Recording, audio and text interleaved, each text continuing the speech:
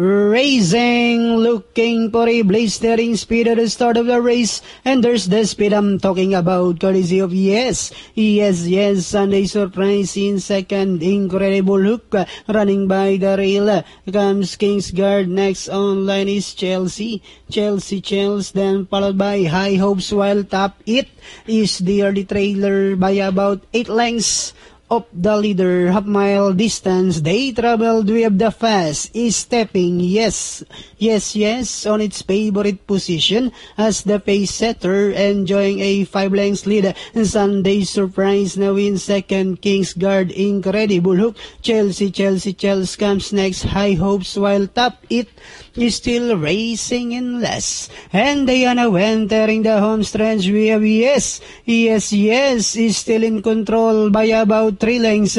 Sunday Surprise now trying to get closer in second, Kingsguard is already outside third with about 150 meters more to run. We have yes followed by Sunday Surprise, Kingsguard, Chelsea.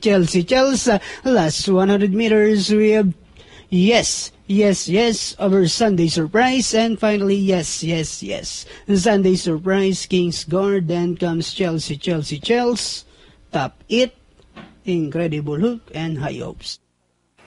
Okay, 75423 ating order of arrival. Banderang tapos.